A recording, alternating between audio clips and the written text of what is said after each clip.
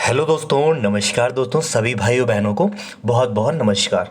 दोस्तों, अब मैं ईवीएस पर्यावरण अध्ययन का आपका पेपर बहुत निकट है, इसलिए मैंने पहले ही एक बना लिया था कि आखिरी टाइम आपको प्रीवियस ईयर पेपर ही पूरे रियल पेपर ही आपको करा दूंगा। तो दोस्तों, मैं आज पेपर कराने जा रहा हूँ आपको ईवीएस का, और 31 जनवरी 2021 का पूरा पेपर है ईवीएस का मैं कराने जा रहा हूँ। ईवीएस का पोर्शन मैं आपका इतना मजबूत करा दूंगा। 31/1/2021 का पूरा पेपर है, तो आप लोगों को ये पता चल जाएगा क्या क्वेश्चन आ रहे हैं नहीं आ रहे हैं। आप लोग ऐसे कहते हो कि सर पढ़ाते हो कि आता है कि नहीं आता, मैं रियल पेपर आपको करा रहा हूँ। तो चैनल जिसने नहीं सब्सक्राइब किया चैनल को सब्सक्राइब कर ले और प्यार बना दे। तो दोस्तों, आपके सामने बिल्कुल रियल पेपर है, तो आप लोग पहला क्वेश्चन पढ़ेंगे। ईवीएस का आप लोगों ने देख लिया है, तो मैं थोड़ा सा इंग्लिश और हिंदी दोनों रखे दे रहा हूँ आपको, जो लैंग्वेज सही लगे ठीक है वो पढ़ो। पहला क्वेश्चन पूछा था, इजी पेपर आता है, ध्यान से पढ़ोगे आराम से। निम्नलिखित में से कौन सा भारत का संघ शासित प्रदेश नहीं है? पूछा था नहीं है, ठीक है, नहीं पूछा। लद्दाख दिया था, जम्मू कश्मीर दिया था, उस टाइम मणिपुर दिया था, और ये चंडीगढ़। ये आपका 31 जनवरी 31/1/2021 का पेपर है, ठीक दोस्तों, सीटेट का आपका ईवीएस का पोर्शन में करा रहा हूँ। तो निम्नलिखित में से कौन सा भारत का एक संघ शासित प्रदेश नहीं है दोस्तों? तो आपका लद्दाख, जम्मू कश्मीर, लेकिन चंडीगढ़, लेकिन आपका मणिपुर नहीं है, ठीक है। मणिपुर जो है संघ शासित आपका राज्य नहीं है, तो इसका मतलब मणिपुर जो बिल्कुल सही जवाब हो जाएगा, ठीक दोस्तों। अगला क्वेश्चन, नेक्स्ट क्वेश्चन है दोस्तों, निम्नलिखित में से कौन से कच्चे तेल पेट्रोलियम के उत्पादक हैं? मैंने क्वेश्चन आपको कराता हूं, ये हमेशा क्वेश्चन आपको कराए हुए हैं। कच्चे तेल पेट्रोलियम के उत्पादक कौन से हैं? बम्बे हाई तथा पश्चिम बंगाल है क्या? असम और उड़ीसा है क्या? या गुजरात और तमिलनाडु है? या बिहार और बम्बई हाई है? तो दोस्तों, सही आंसर क्या हो जाएगा दोस्तों? गुजरात और तमिलनाडु जो है वो कच्चे तेल के उत्पादक हैं, ठीक है, ध्यान रखना, ठीक है। सी वाला बिल्कुल आपका सही जवाब हो जाएगा। आगे बढ़ेंगे, अगला क्वेश्चन है, हमारे देश का संविधान निम्नलिखित में से किसके नेतृत्व में बनाया गया? अब देखिए, क्वेश्चन है जीएस का क्वेश्चन, इसमें पूछ रहा है पर्यावरण में। आपके क्वेश्चन पॉलिटी है, उससे कोई मतलब नहीं, आपकी नॉलेज चेक करता है। कल देखिए मैंने एक सेट कराया था, उसमें मैंने शायद कुछ पूछ लिया था, संसद से एक सवाल था मेरा राष्ट्रपति से, तो एक लोगों ने कमेंट किया कि ये आप क्या पढ़ा रहे हो, तो आप अलग पढ़ा रहे हो, गलत पढ़ा रहे हो। हाँ चलिए, गलती उनकी नहीं हो सकता, मिसअंडरस्टैंडिंग होती है, ठीक है, लेकिन मेरा मकसद ये होता क्वेश्चन में ज़्यादा से ज़्यादा आपको करा दूं, ठीक है। एक दो अगर एक्स्ट्रा आ भी गए क्वेश्चन तो आप लोग उसको गलत मत ये ना सोचिए कि मुझे बहुत चिंता है। मैं देखो पेपर तक मैंने प्लान किया था, आपके कहे बिना पहले मैं पेपर भी करा रहा हूँ, ठीक है। तो आप लोग इतना समझो, समझदार हो सब लोग, उनकी भी गलती नहीं, उन्होंने अपने हिसाब से सही समझा, ठीक है, कोई दिक्कत नहीं, मैं पेपर सॉल्व कर रहा हूँ। तो इसमें पूछा है, हमारे देश का संविधान निम्नलिखित में से किसके नेतृत्व में था? मोहनदास करमचंद गांधी जी थे, सरदार वल्लभ भाई पटेल जी के नेतृत्व में था, या भीमराव अंबेडकर जी के था, या फिर सर्वपल्ली राधाकृष्णन। तो दोस्तों, हमारा जो संविधान था उसको ज़्यादातर नेतृत्व में किसके नेतृत्व में बनाया गया, आप लोग बताएंगे, तो आप लोग का आंसर हो जाएगा डॉक्टर भीमराव अंबेडकर जी। किसके? हमारे डॉक्टर भीमराव अंबेडकर जी के नेतृत्व में बनाया गया था, ठीक है। देखिए पॉलिटिक्स क्वेश्चन आ गया, आप कहोगे आप क्वेश्चन कैसे पूछ लिया? अब तो मैं पेपर करा रहा हूँ रियल आपको, इसलिए मैं नहीं चाहता हूँ मुझसे आप कहो, मैं पेपर ही आपको करा रहा हूँ। अगला पूछा था, पौधों के लिए किए जाने वाले नीचे दिए गए कार्यों पर विचार कीजिए। जिसमें विचार करना है, पहला है पौधों का सहारा देना, ह्यूमस प्रदान करना, भोजन संचित भंडारण करना, या पानी और खनिजों को अवशोषित करना। तो बताएंगे दोस्तों इसमें सही ऑप्शन कौन सा है या नहीं ऑप्शन सही है? तो कौन सा दोस्तों इसमें आपको सबसे सटीक लग रहा? देखो, पौधों का सहारा देना बिल्कुल सही है, ठीक है। ह्यूमस प्रदान करना बिल्कुल सही है, ये भी सही है आपका। ये नहीं, ह्यूमस प्रदान करना नहीं नहीं नहीं नहीं, पौधों को आप लोग ह्यूमस प्रदान करना नहीं, ये नहीं। भोजन संचित भंडारण करना, हाँ सही है। अगला, पानी और खनिजों का अवशोषित करना, ठीक, ये भी सही। यानी कि आपका ए सी डी किसमें सही है? ए सी डी जिसमें सही है आपका बिल्कुल सही हो जाएगा, यानी कि चौथा ऑप्शन जो है बिल्कुल सही है, ठीक है। इनमें से जड़ों के लिए कार्य है, ठीक है, जड़ों के लिए कार्य कौन सा? ए सी डी बिल्कुल सही है, ठीक है। आगे अगला क्वेश्चन पूछा था आप लोगों से, ये रहा अगला क्वेश्चन है, पोचमपल्ली भारत के दक्षिणी राज्य का एक कस्बा है, ठीक है, ध्यान से पढ़ना। पोचमपल्ली भारत के दक्षिणी राज्य का एक कस्बा है जो सुंदरता से डिजाइन की गई चमकदार रंगों की पोचमपल्ली साड़ियों और विशेष प्रकार की बुनाई जैसे भी पोचमपल्ली भी कहते हैं, ठीक है, जिसे पोचमपल्ली भी कहते हैं, के लिए प्रसिद्ध है। यह कस्बा पूछा है किस राज्य का भाग है? तो पोचमपल्ली, देखिए राज्यों से संबंधित क्वेश्चन आ रहा है, मैंने कराया आपको भोजन वाले वो कराए, मैं सारे क्वेश्चन कोशिश करता हूँ डाल दूं आपको, ठीक है उसमें। तो दोस्तों कर्नाटक क्या है, तेलंगाना, केरल का है, तेलंगाना है, तमिलनाडु। तो दोस्तों पोचमपल्ली आपसे अगर पूछेगा तो आपका ये तेलंगाना का था, तेलंगाना का बिल्कुल सही जवाब हो जाएगा। ठीक है दोस्तों, आगे बढ़ेंगे। दोस्तों चैनल को अभी भी सब्सक्राइब कर लो, जो नया जुड़ा हो। मैं डेली अब प्रैक्टिस सेट नहीं, आपको ये मतलब दोपहर में आपको रियल पेपर ही करा दूंगा। ठीक है दोस्तों, निम्नलिखित में खाद्य पदार्थों उस समूह को चुनिए जिसके प्रत्येक सदस्य में लौह, देखिए ये क्वेश्चन मैंने कराया हुआ है, लौह तत्व वाला भी कराते थे क्वेश्चन आपको, जिसमें लौह सबसे ज्यादा खाने में पाया जाता है दोस्तों। किसमें? गुड़ आंवला टमाटर, आंवला पालक गुड़, या आंवला बंद गोभी टमाटर, या बंद गोभी आंवला पालक। दोस्तों आयरन की मात्रा सबसे ज्यादा किसमें है बताएंगे, किसमें है इन सब्जियों में बताएंगे सबसे ज्यादा किसमें। दोस्तों देखिए जाए तो आंवला, पालक और गुड़ सेकंड वाला ऑप्शन में है जो प्रचुर मात्रा में पाया जाएगा। सेकंड वाला बिल्कुल सही हो जाएगा। सेकंड वाला आंवला, पालक और गुड़ है, आंवला, पालक और गुड़, उसमें प्रचुर मात्रा में लौह तत्व प्रचुर मात्रा में पाए जाएंगे। अगला क्वेश्चन दोस्तों है, निम्नलिखित में से पक्षियों का वह समूह चुनिए जिसका प्रकार सदस्य, जिसका मतलब प्रत्येक सदस्य हमारी तुलना में 4 गुनी अधिक दूध। देखिए मैंने जानवर वाला आपका बताया था कि इसमें जब बाज, चील और गिद्ध के बारे में पढ़ाया था, जिसमें है संथाल वगैरह से उसके बारे में बताया था, तो आपको बताया था जो बाघ है हम लोगों से कितना तेज देख लेता है, चील और गिद्ध के बारे में। तो दोस्तों इसका सही जवाब क्या होगा? इसका सही जवाब जो हम लोगों से जो ऑप्शन है 4 गुनी तेज अगर दूर तक पूछेगा तो हम लोग का हो जाएगा बाज, चील, गिद्ध। बाज, चील, गिद्ध, यानी कि डी वाला जो है वो बिल्कुल सही है, बाज, चील और गिद्ध। ध्यान रखेंगे आप लोग। अब तो आपको यकीन है कि ना पेपर में आया हुआ है, जब पेपर ही करा रहा हूँ तब तो यकीन है, क्यों? अगला, नीचे दिए गए राज्य के ग्रामीण लोग अपने ढालू छत वाले लकड़ी के मकान में बांस के खंभों, दोस्तों क्वेश्चन ध्यान करो, जिसमें बताया था घर वाला बताया था बांस के, ठीक है, तो इसमें बताएंगे बांस के खंभों पर धरती से 3 से 3.5 मीटर ऊंचाई पर बनाते हैं। तो ये मैंने क्या बताया था आपको? असम बताया था। असम, देखो इसका आंसर हो जाएगा असम। क्वेश्चन आपको सारे दोस्तों बस यकीन मानिए, आपको मेरा आपसे ज़्यादा प्रयास रहता है कि आपको कंटेंट ऐसा दूं कि आपके प्रयास बहुत अच्छा पेपर में हो। असम के, ठीक है। आगे आगे अगला पूछा है, भारत के मानचित्र से देखो सवाल आया, मैंने कल ही कराए थे आपको 83 और सब अक्षांश वगैरह सारी चीज़ें करा दी थी। भारत के मानचित्र में दिल्ली की स्थित सापेक्ष गांधीनगर, दिल्ली के स्थित सापेक्ष गांधीनगर, गुजरात की राजधानी और पटना की राजधानी, बिहार की राजधानी की दिशाएं क्रमशः क्या है? ठीक है, ठीक है, गांधीनगर गुजरात, ठीक है। देखो जैसे आप लोग नक्शा है इस टाइप से, चलो एक बार ट्राई करते हैं, ठीक, इस टाइप से ये भारत है, तो गांधीनगर गुजरात तो इस एंगल में हो जाएगा यहाँ पे, ठीक है। और पूछ रहा है कि आपका बिहार, बिहार की राजधानी किस दिशा में है, और बिहार आपका इस साइड आ जाएगा, ये बिहार यहाँ पे आ जाएगा, ठीक, ये इधर बिहार हो जाएगा आपका, और ये गुजरात गांधीनगर, ठीक। तो क्या पूछ रहा है? दिशाएं पूछ रहा है। देखो अगर आपका देखो ये ऊपर उत्तर हो गया, ठीक, ये दक्षिण हो गया, ये पूरब हो गया, और ये आपका क्या हो गया? पश्चिम हो गया, ठीक, पश्चिम हो गया। अब पूछ रहा है दिशा, तो गुजरात की राजधानी देखो दोस्तों किधर है? ये तो नीचे है, दक्षिण है, ठीक, दक्षिण, लेकिन ये कौन सा है? दक्षिण पश्चिम है, तो गुजरात तो दक्षिण पश्चिम हो जाएगा पहला वाला।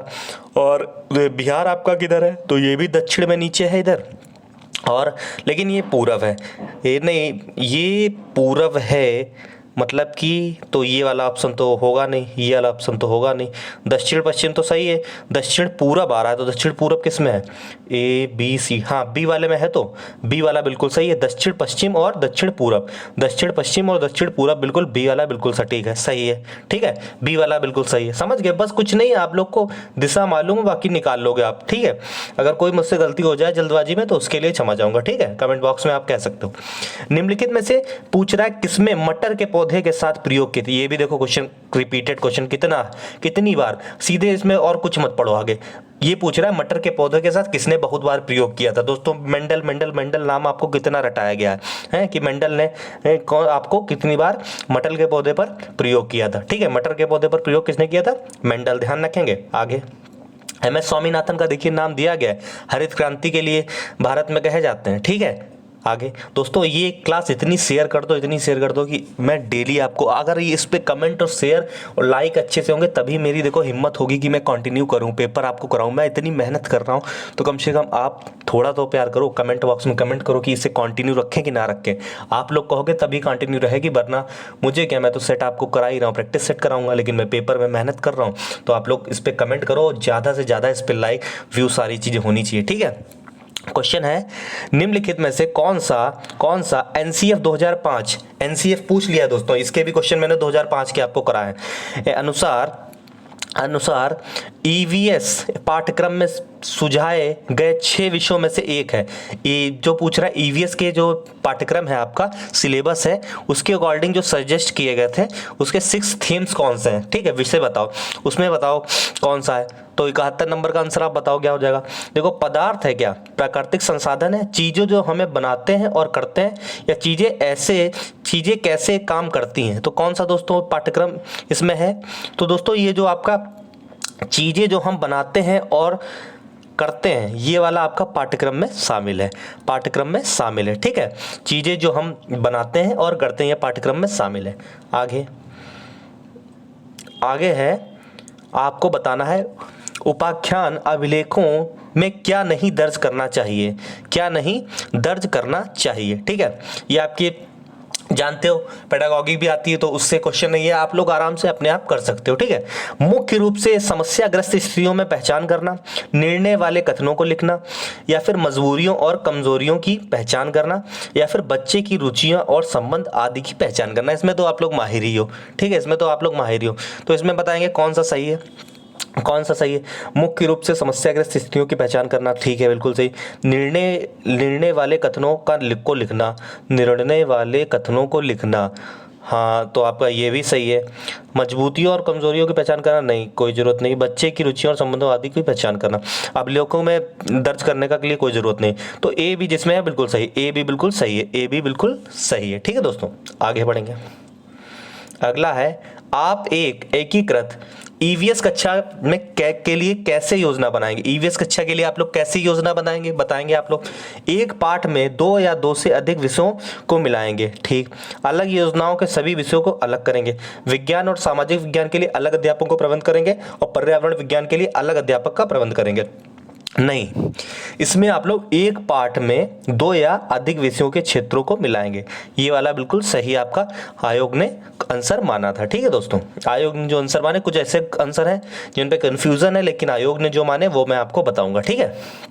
अगला, पुनीत ने अपनी कक्षा 5 के शिक्षार्थियों को मानव शरीर के लिए रूपरेखा दी और उन्हें भोजन विषय पढ़ाने के लिए पाचन तंत्र को बनाने को कहा। पुनीत क्या चाहता था दोस्तों, परीक्षण करना कि शिक्षार्थी नामांकित आरेख बना सकता है, या पाचन से संबंधित शिक्षार्थियों के विचारों को प्राप्त करना, या अच्छे ड्राइंग कौशलों वाले शिक्षार्थियों की पहचान करना, या पाचन की प्रक्रिया पर शिक्षार्थियों का मूल्यांकन करना। तो दोस्तों इसमें सबसे सटीक बताइए पुनीत क्या चाहता था। तो पुनीत चाहता था पाचन से संबंधित शिक्षार्थियों के विचार को प्राप्त करना। ये बी वाला बिल्कुल सही है, इसी को माना गया था, ठीक है। आगे बढ़ते हैं, निम्नलिखित में से क्या रचनात्मक आकलन के संबंध में सही नहीं है, ठीक है। रिपोर्ट कार्ड के प्रत्येक तिमाही में इसकी सूचना दी जानी चाहिए। अधिगम को सुदृढ़ करने के लिए या अध्यापक के समय पर कार्रवाई करने के लिए मदद करता है। इसको छात्रों की प्रगति पर निगरानी करनी है, या फिर बच्चे के सीखने की कोई भी जानकारी रचनात्मक आकलन में मदद करती है। तो दोस्तों बताएंगे इसमें क्या क्वेश्चन जो नहीं है वाला पूछ रहा है। तो दोस्तों रचनात्मक आकलन के संबंध में सही नहीं है। तो दोस्तों रिपोर्ट कार्ड की प्रत्येक तिमाही में इसकी सूचना दी जानी चाहिए, ये कोई रचनात्मक आकलन के संबंध में नहीं है, ठीक। आगे, स्मिता अपने शिक्षार्थियों का कार्य से संबंधित लैंगिक विषमता और रूढ़िवादी छवियों के प्रति संवेदनशील करना चाहती है। स्मिता को निम्नलिखित में से अपनी कक्षा में क्या करना चाहिए दोस्तों, बताएंगे। देखो, कुछ चीज़ें आपको मैंने बताई थी, एक उसमें कि आपको जो हिंट बताई थी कि निगेटिव क्वेश्चन कभी पूछे हैं तो आपको क्या करना है। इसमें तो पॉजिटिव क्वेश्चन पूछा है, ठीक है। तो पॉजिटिव पूछा है तो आप लोग सबसे पहले रूढ़िवादी लिखा है, हटाओ, क्रॉस करो। विभिन्न प्रकार के कार्यों के फ्लैश कार्ड दिखाओ। फ्लैश कार्ड बच्चे कोई जरूरत नहीं दिखाने की, ठीक।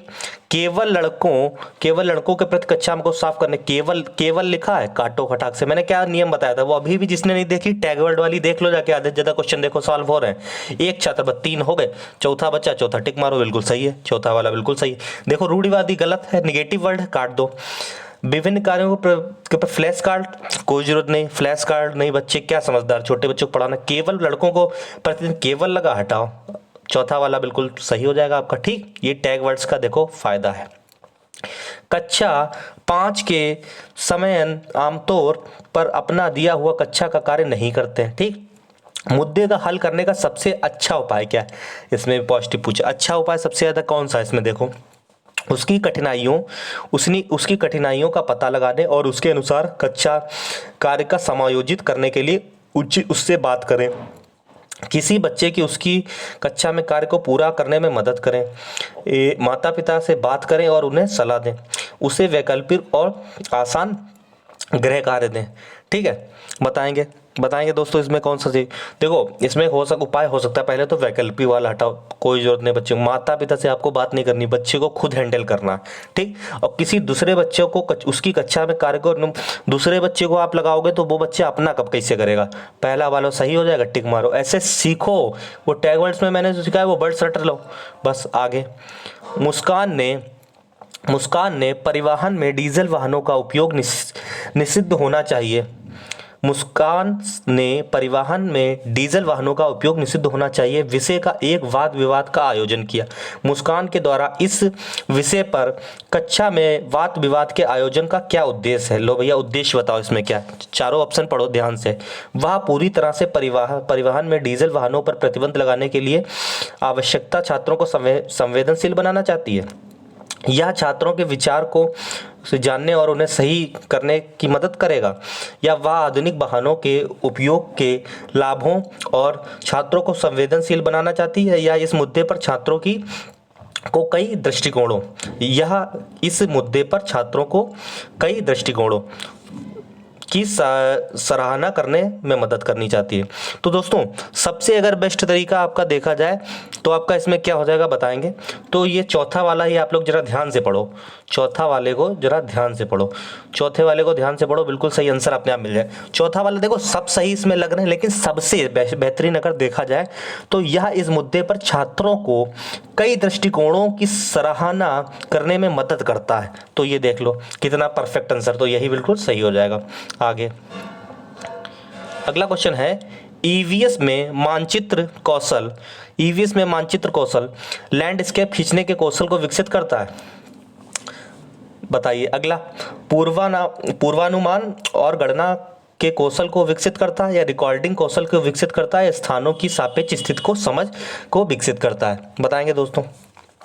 तो ईवीएस में जो मानचित्र कौशल है स्थानों की सापेक्ष स्थिति को समझने का विकास करता है। बिल्कुल डी वाला बिल्कुल सही है। देखो दोस्तों ये क्वेश्चन ऐसे हैं, आप लोग को इसलिए मैं नहीं कराता हूँ, इसमें आपको समय बर्बाद करूंगा, जितनी चीज़ें आप सीख लो ये आप लोग वहाँ जो कभी भी नहीं पढ़ा अगर ढंग से दिमाग चलाएगा वो भी कर लेगा। इसलिए मैंने इस पे टैग वर्ड्स वाली वीडियो बना दी और बाकी डेली में ईवीएस के कराता हूँ, क्योंकि वो क्वेश्चन आपके अगर सही हो जाएंगे तो कंपटीशन से वैसे ही आप बाहर हो जाओगे। ये तो सब कर लेंगे, ये तो कर लोगे, बस ध्यान से आप दिमाग चलाओगे हो जाएगा। इसलिए मैं ईवीएस के वो क्वेश्चन आपको ज़्यादा कराता हूँ। ठीक, ये तो आपको पेडागॉजी आप कर ही लोगे। अगला है, ईवीएस की प्रकृति सहायक है, ईवीएस की एकीकृत प्रकृति सहायक है किसमें। तो दोस्तों आप ध्यान से पढ़ना, थोड़ी तेजी से चलूंगा मैं, क्वेश्चन आंसर बताते चलूंगा। ठीक है, तो पाठ्य चर्चा के भार को कम करने और शिक्षार्थियों को सार्थक पूर्वक सीखने में, या शिक्षार्थी केंद्रित, भैया बिल्कुल शिक्षार्थी केंद्रित बोला था, बिल्कुल आ जाए वहीं काट दो। दी गई सूचनाओं और विवरणों से सीखने में दोस्तों पाठ्य चर्चा को भार कम करने में और विशिष्ट प्रकरणों को पेश करने में। दोस्तों इसका जो परफेक्ट जवाब है आपका बी वाला है, पाठ्य चर्चा के भार को कम करने और शिक्षार्थियों को सफलतापूर्वक सीखने में। ठीक, ये बिल्कुल सही है। देखिए बाल केंद्रित होती है आपकी, ठीक है, बाल केंद्रित आप बिल्कुल सही करोगे। आगे, निम्नलिखित में से क्या ईवीएस के आकलन में व्यापक संकेतक नहीं है, नहीं पूछा, ठीक है, नहीं है। सहयोग, न्याय के प्रति सरोकार, समानता के प्रति सरोकार, या अवधारणा मानचित्र। दोस्तों आकलन का एक व्यापक संकेतक नहीं है। ठीक है, तो अवधारणा देखो जो है वो बिल्कुल नहीं है, कॉन्सेप्ट मैपिंग जो है बिल्कुल नहीं है। ठीक, तो यही वाला बिल्कुल सही हो जाएगा। अगला क्वेश्चन दोस्तों, अगला है, कुछ हजार साल पहले एक मिनट रुकिएगा। हाँ, कुछ हजार साल पहले भारत में तालाबों के निर्माण के अल-बिरूनी के अवलोकन के आधार पर कक्षा 5 के ईवीएस के पाठ्य पुस्तक में एक अनुच्छेद है। इस अनुच्छेद को शामिल करने का क्या उद्देश्य होगा? यह इतिहास के स्रोतों की पहचान करने में शिक्षार्थियों की मदद करता है। यह शिक्षार्थियों को उनके अवलोकनों की रिकॉर्डिंग में सुधार करने की मदद करता है, या फिर यह शिक्षार्थियों को कुछ 1000 साल पहले भारत की मौजूद तकनीकी की सराहना करने में मदद करता है, या शिक्षार्थियों के इतिहास में साक्ष्य की भूमिका की सराहना करने में मदद करता है। दोस्तों, इसका सही जवाब क्या होगा बताएंगे आप लोग? बताएंगे क्या हो जाएगा? तो दोस्तों, इसमें देखा जाए अगर आपका पूरे क्वेश्चन को, तो एक चीज़ आपको दिख रही होगी कि जो है पहला वाला भी बिल्कुल सही है, ठीक सही, और सी वाला बिल्कुल डी वाला, लेकिन इसमें बी वाले में कहा है या शिक्षार्थियों और उनके अवलोकन के रिकॉर्डिंग में सुधार करने, नहीं, ये आपका गलत है। ठीक है, रिकॉर्डिंग में सुधार करने की मदद करता है। ठीक, आगे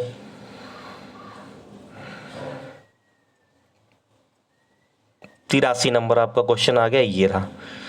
अपनी कक्षा में 50 से अधिक छात्रों के साथ वाणी उन्हें एक ऐसी गतिविधि से जोड़ना चाहती है जिसमें सीखने को बढ़ाने के लिए अधिकतम संख्या में इंद्रियां शामिल हों।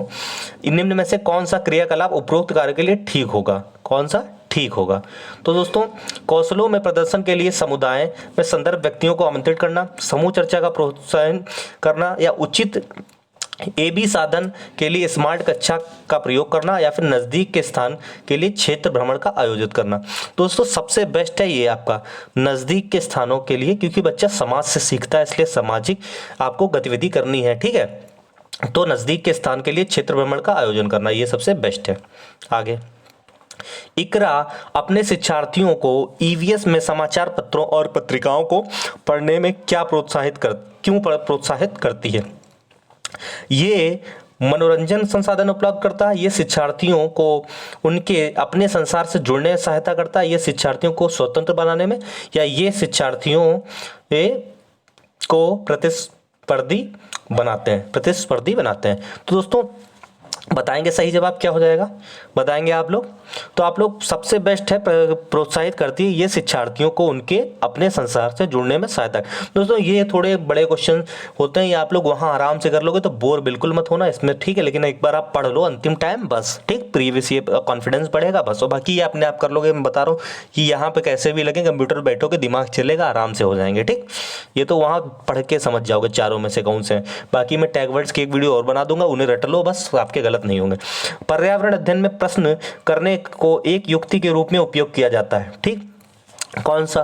तो अनुशासन को बनाए रखने के लिए, ध्यान खींचने के लिए, नियमों के पालन को बढ़ावा देने के लिए, कक्षा कक्ष में जिज्ञासा बढ़ाने के लिए। दोस्तों, ईवीएस में इसीलिए होता है, कक्षा कक्ष में जिज्ञासा बढ़ाने के लिए, बिल्कुल सही हो जाएगा। ठीक, आगे बढ़ेंगे।